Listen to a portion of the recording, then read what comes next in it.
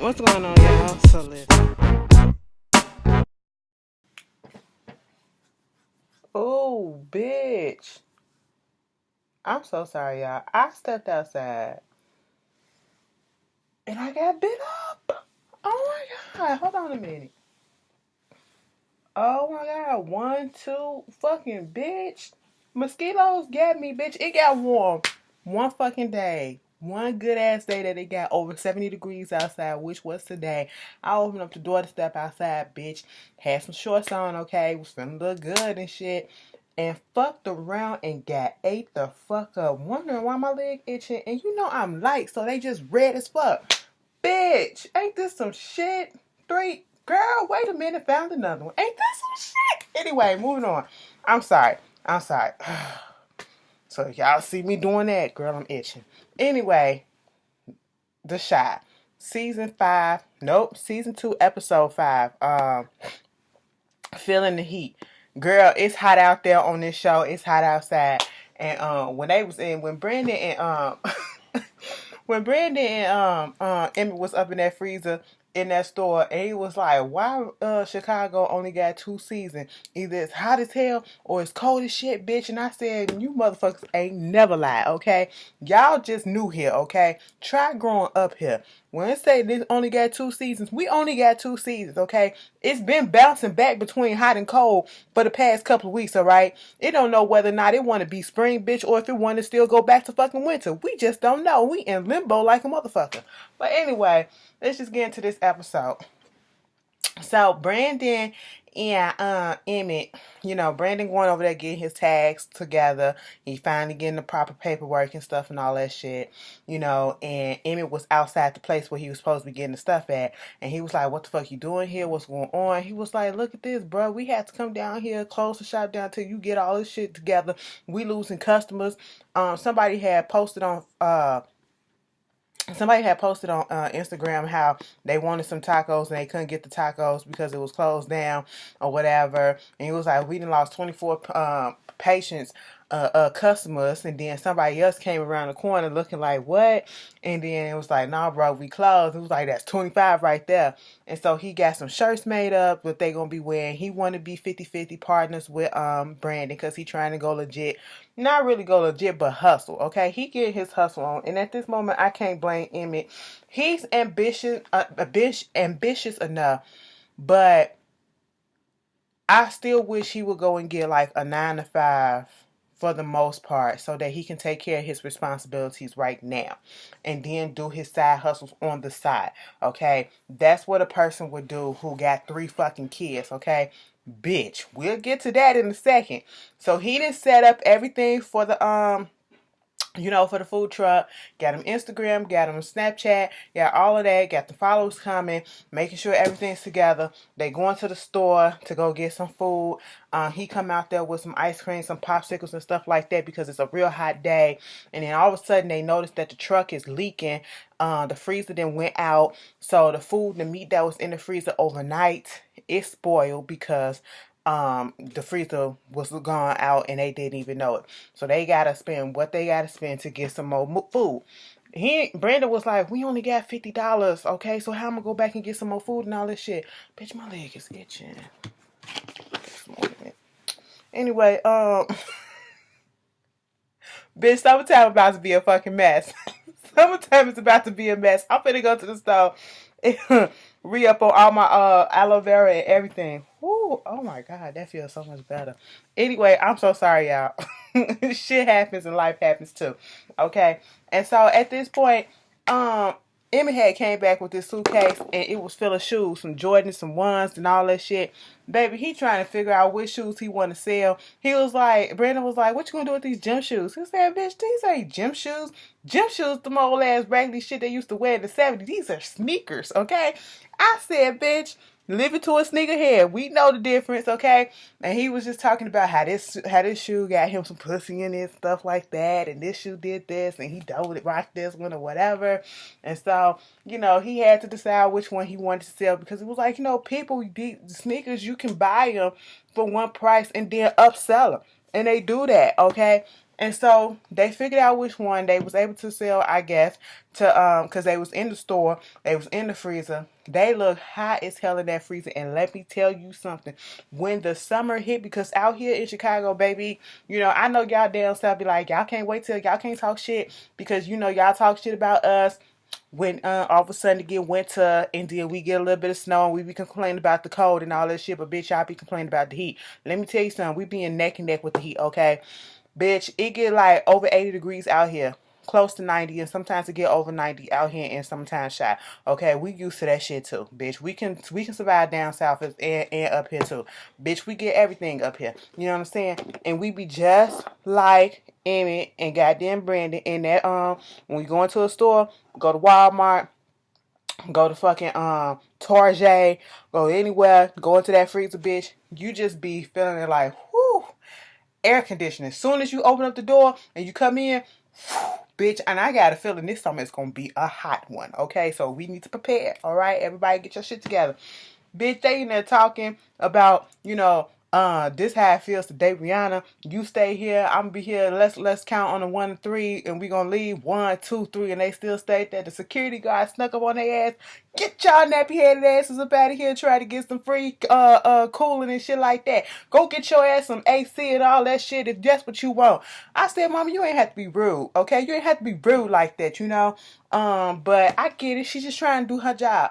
Moving on from that, they finally get the stuff fixed for the most part. Because Emmett was like, go get some ice. So that's what they was going to do. Get some ice, get the truck fixed and everything. For the time being, it's a temporary fix. And so they go to Tinley Park, over there where the pool at. And they start selling tacos out there. And that's what happened. They get their money up. And then at the end of their little venture together, while they were on that truck, bitch, while they was on that truck, Emmett gonna tell Brandon, so you ain't following me on Instagram yet? I set your shit up and you ain't nigga, I'm up here trying to deal with customers and shit. I ain't up on no social media and all this shit. Diddy can do all this stuff and he can still be on social media. I said, bitch, you know what? True, but shut up, okay? Different things. He got a whole team behind him. It's just Brandon, okay? Brandon gave him his phone. He followed him and all that stuff, whatever.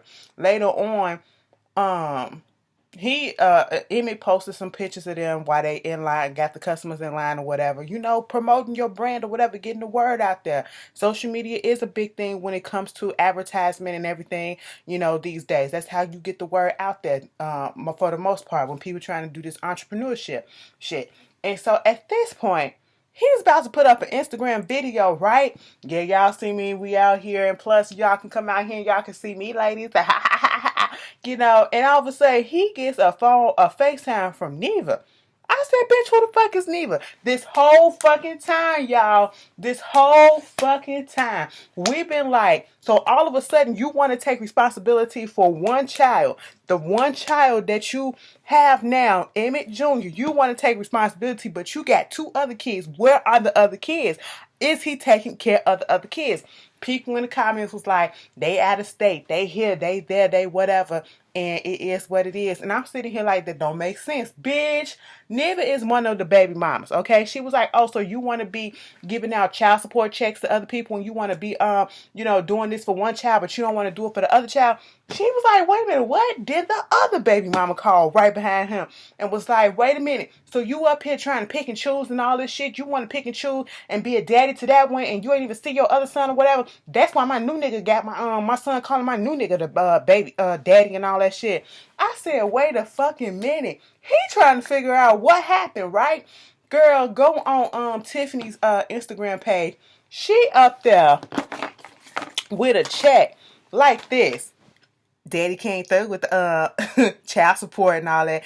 Daddy getting that paper. I'm sitting here like, wait a minute. Who does that? Now, she was strategic, okay? Because she put that child support check all the way back here. So even though, and it was kind of blurry. So even if you did try to blow that shit up, you wouldn't have been able to see the fucking amount on that check. I bet you would have been probably like $100 or $150. Bitch, it ain't shit, okay? Don't false flag your shit like you really doing something, all right? And so that's why all the baby mamas calling and they pissed off because now you're not taking care of one, but you want to provide for the other. There you go. I said I knew it was some shit going on with Emmett. That's why I was sitting here this whole time saying, Why is it all of a sudden you want to take responsibility and custody and all this shit for this one? You got two other ones that came before this one. You know what I'm saying? And Emmett ain't even 19 years old yet, okay? But moving on from that, um there's a scene with Jada. She comes to the house and she sees this. First of all, she let her friend come over, see the house or whatever, see the little apartment. Oh, and you really took Emmett out of here, bitch? Okay, I'm gonna go down there. I got a new boyfriend too. I want you to meet him to see if he'll pass your bullshit meter and all that stuff. Cause you know he got a job, he got good credit, he got all of this shit too. But you know what? I'm gonna go back down to the neighborhood. I'm gonna tell everybody and all that shit that you got your shit together. They be talking shit or whatever. Like, yeah, she the moved on up. Okay, she come home, right? And she see a rose taped to the door with a note. And it was like, I want to apologize for what happened the night before. Meet me at this restaurant. And I said, bitch, don't do it. The whole time I'm thinking Darnell got too many motherfucking kids and too many bitches on his dick already. Girl, you already been there, done that, don't want to do it again. Okay, you saw what happened. You came up with a baby. You too late in life trying to get your freedom in. You just got rid of one. You ain't trying to get another. Okay, don't do it. Don't go backwards to that shit. Bitch, she get ready to go to the restaurant. I mean, mama got dolled up and shit, I said, Jada, what are you doing? I'd rather you let Toussaint eat you out before I let Darnell hit. Like, stop that shit, girl. Don't do that. Girl, she get to the restaurant and it's Emmett. Emmett said, I know daddy wasn't finna, not daddy. Darnell wasn't gonna apologize to you for what he said, so I'm gonna apologize for you for his ignorance myself. And they had a little nice dinner and all that stuff. I said, this is cute. He said, Mama, I know the hell not you didn't think that Darnell was coming out here. I said, bitch, yes, she did. She did. She may not want to tell you, but you know that's the truth.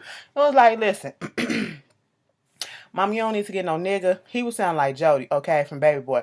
You don't need to get no nigga because the only nigga in your life needs to be me. That's it. I said, boy, please. You can't do what for her.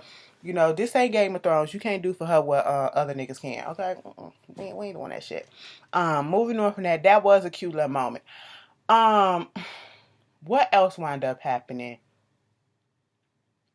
So, because I'm going to say one part for the end because that's how the episode ended. And then I was like, oh shit. Okay, really about to go down. It's warm outside and it's warm in here. You have to stay hydrated, okay? That's why I'm drinking my water. H2O, okay? Put them sodas down, as y'all say. Put the pops down, bitch. This Chicago. Put the motherfucking pops down. All that fucking sugar and that goddamn juice, bitch. Get you some fucking water. Alright? Anyway, moving on from that. What was going on else? Okay, so we got the whole thing with Kevin.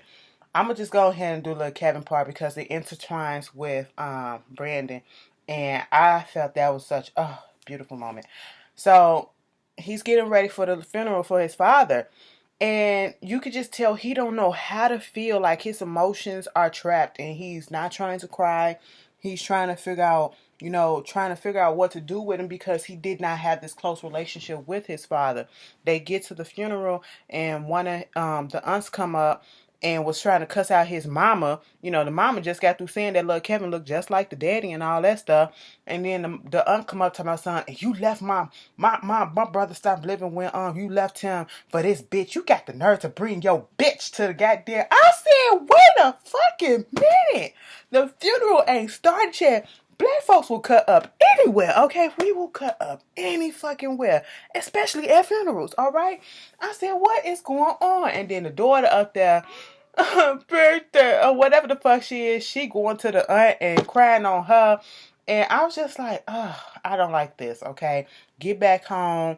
I said the auntie could have said that shit, all right? Just let them have this moment. The kids grieving and shit like that. Let them have this moment. And then this spirals into fight, verbal fight between the mother and Keisha when they got home, talking about the daddy and you did this and you did that. Y'all was high school sweethearts and all this stuff, and you broke up with him and you did this and blah blah blah. And she's just, I feel like she probably felt this way for a little bit, but she didn't know exactly the ins and out of what happened in the relationship. That's why she was more willing to try to be, continue on a relationship with the dad. And she found out some more stuff or whatever, and now she's feeling away and she's just lashing out because she's hurt at this point. And so, Kevin sees the stuff. He hears it. He goes to hang out with Papa, cleaning the pews with his daddy.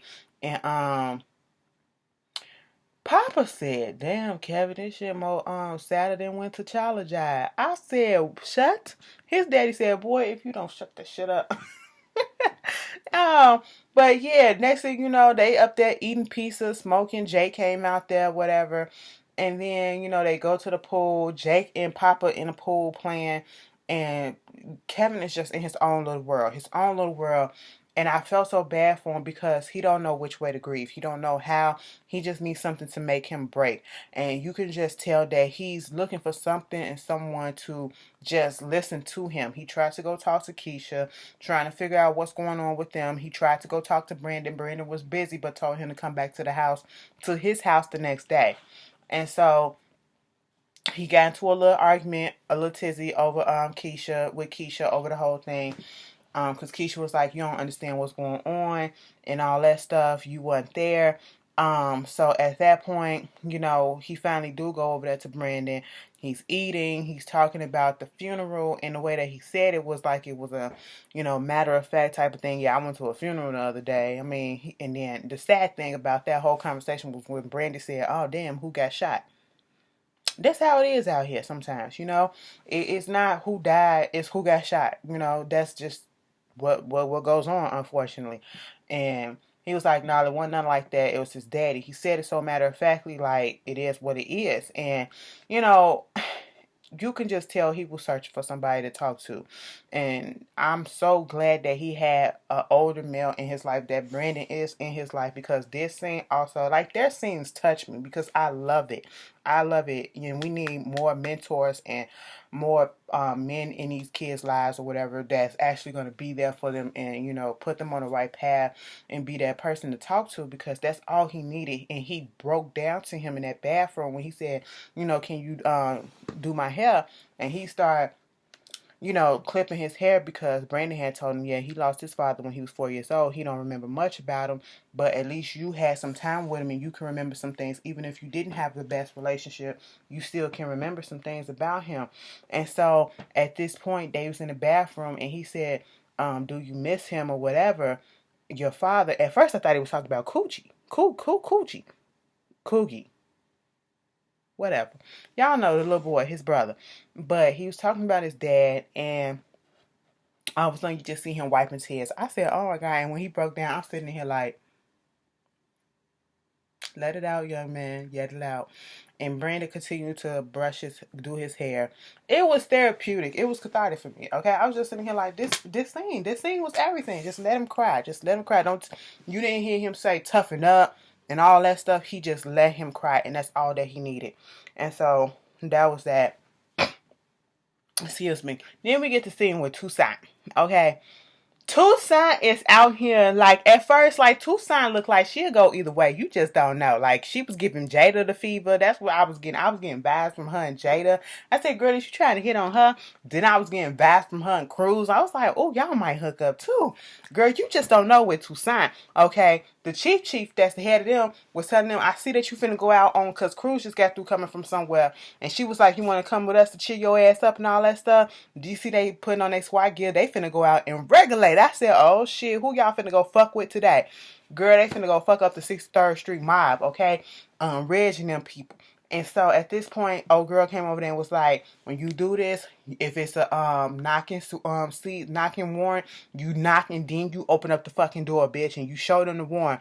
2, don't touch shit, don't touch none of the product, don't be rough and all that stuff. And 3, follow 1 and 2. Bitch, Toussaint broke all of them rules. They came up on the goddamn thing. Cruz had the one right there before he could fucking knock on the door. They bust that bitch in. He looked like, ain't this some shit? Before that, he got them down on the floor and all that shit. We looking at the product and the money on the table. Girl, Toussaint get the one of the dudes and then just punch him in the face. And he like, what the fuck? And then say peg and tag all that shit. Girl, she told you not to touch nothing. You told you not to do all this shit. Cruz had to cuss him out. I mean, cuss her out. And she was like, I don't get you. I don't get you. You try to save her for a little black boys in the fucking neighborhood, but then you take the fucking belligerent ass confession of a black man and try to put him in jail. What's up with you and all this stuff? I said, Toussaint, you kind of in the wrong here, okay? You on this rodeo mission. We don't do that shit down here on the south side.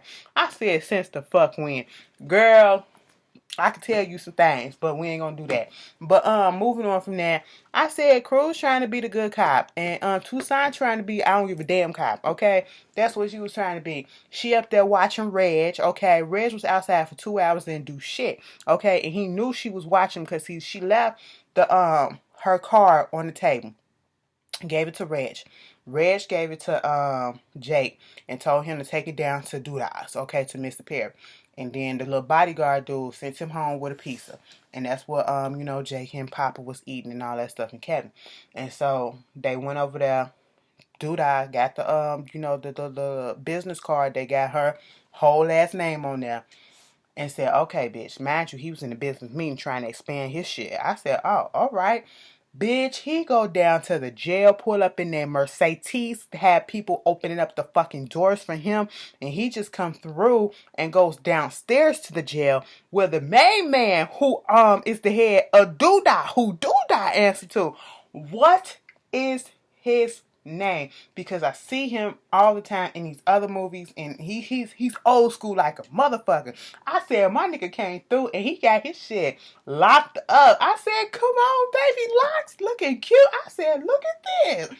I said, I know you. I can't put my finger on your name, but bitch, he was sitting there with his fucking Gucci and Prada, all this shit on. He got a whole bedroom set down there. I said, oh, so you run this motherfucker. They was like, how things run, how they treating you.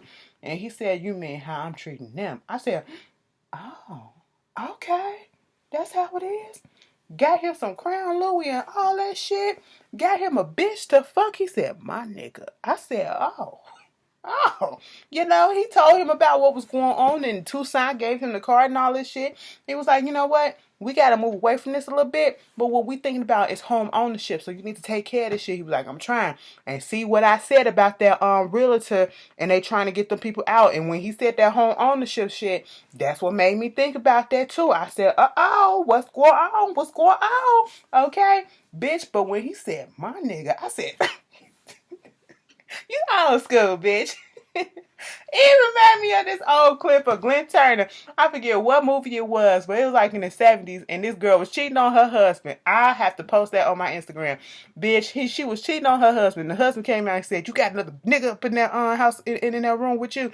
And he came out, he was like, yeah, I fucked your bitch. And I said, bitch, wait a minute. They gave no fucks back then. It was so funny. He looked like he was in one of those movies. But anyway, moving on from that. He go over there to talk to dude I fan ass went over there to go talk to Reg, right? And he was basically like, I set this whole thing up, had her ass sitting out there for 2 hours. We can get this dude. He like cleaning and to run our shit, And I said, what dude? He be all over the south side. He ain't got no set house and all that stuff or whatever, so he can do this. And he said, what the fuck was your dumb ass thinking, having the product and the money and everything in the same house that you put your fucking head at? Why would you do some stupid shit like that? You got a brother living here? Why you got him looking at your dumb ass and the stupid shit that you do, you stupid motherfucker? I'm tired of tolerating your bullshit. These rookie mistakes. I said, ooh, Reg might fuck around and not come back season 3. Okay? And congratulations to the shot, because y'all done got renewed for season 3. Ashley gonna be here. You know that, bitch. But anyway, I said Reg needs to get taken out. Okay? He's not an effective leader at all, at this point. And come to find out who this motherfucking person is that be going all over the shop, it's Brandon. Because he go down there trying to get some of his tacos and talking about something. If you need some help, just call me and all this stuff. Throwing him in story, talking about something. I wish I had somebody like me that was in my life to, help give me a chance and mentor me and all that stuff. I need a mentor too.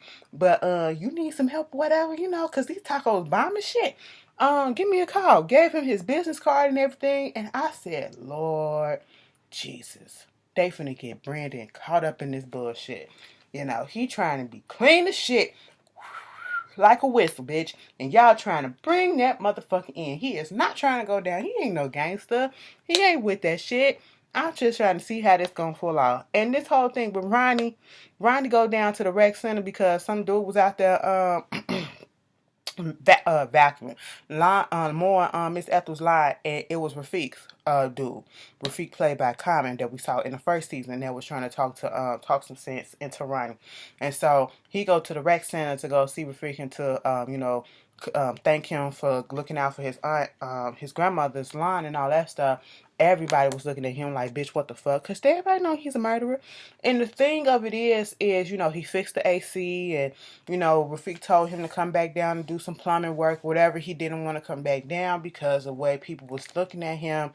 And so at one point, Rafiq came down there to talk to him and was like, you got to just go ahead and keep living. Okay, yeah, you did what you did. I did the same thing. When I killed that girl, I thought it was going to be Stateville that killed me. But no, it was knowing what I did and living with myself that was trying to kill me. So I had to change my mindset and continue to live and all that stuff. So he gave him a little pep talk and he came out there, turned the fire hydrant on for the kids and had a little good time.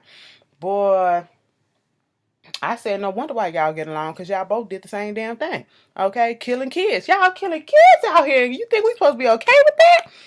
No! Alright, but anyway, that was the Shag, y'all. It was a good episode. Y'all tell me how y'all feel about it. This is the halfway point, I believe. It's about to ramp up. And I can't believe we on episode 5. Like, we halfway through. Like, this is going... I'm finna go watch Game of Thrones. I'm sorry. Because I just seen something and I'm over it. Okay? A bitch fucked around and got on Twitter for a second just to tweet something about the Shy and saw a tweet about Game of Thrones. I did not watch the episode yet. Okay, and I'm just like, wait a fucking minute. Let me click off of here, right, bitch? Okay? But anyway, y'all tell me how y'all feel, and I will see you guys later. Peace.